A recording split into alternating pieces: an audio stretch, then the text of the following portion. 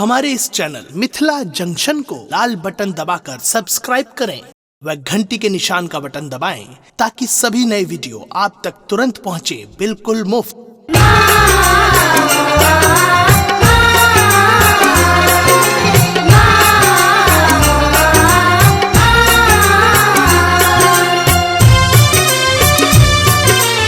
आप सुन रहे हैं गंगा कैसेट की प्रस्तुति। सबके सुधिया हलैछी है अम्बे, हमरा किए बिसरई छी हे।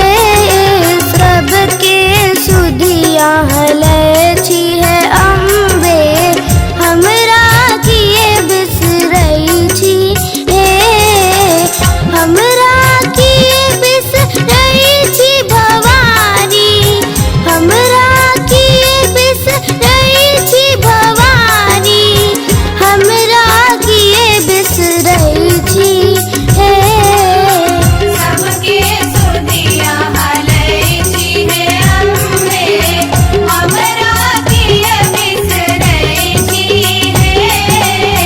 सबके सुधिया हलैछी है अम्बे।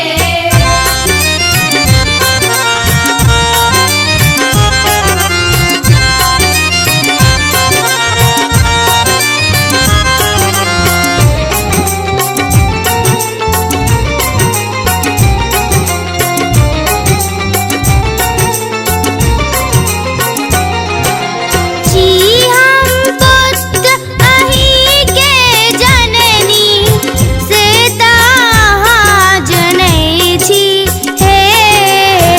एहन निष्ठुर किए आहा भेलो ने, कनिको दुख ने बुझई छी हे। सबके सुधिया हलैछी है अम्बे, हमरा किए बिसरई छी हे।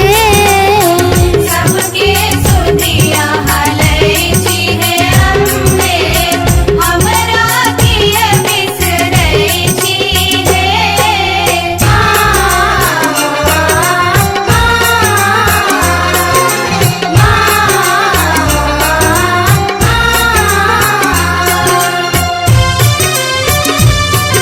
आप सुन रहे हैं गंगा कैसेट की प्रस्तुति।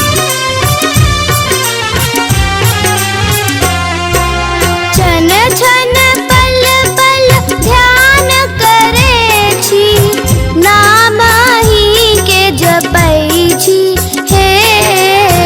रैन दिवस हम ठाड़ रहे छी, दर्शन बिनु तरसई छी हे। सबके सुधि आहलैछी है अम्बे, हमरा किए बिसरई छी हे। सबके सुधिया हलैछी है अम्बे, हमरा किए बिसरई छी हे।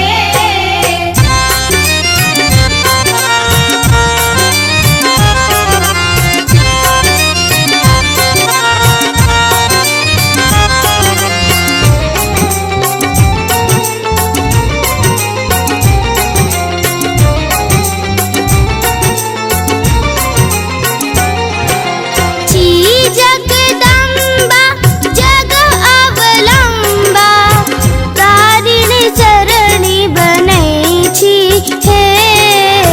हमरा बेर की ऐनी तके छी, पापी जानी ठलई छी हे। सबके सुधि आहलैछी है अम्बे, हमरा किए बिसरई छी हे।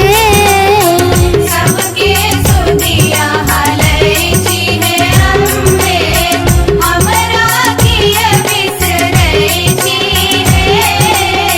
सबके सुधिया हलैछी है अम्बे, हमरा किए बिसरई छी हे।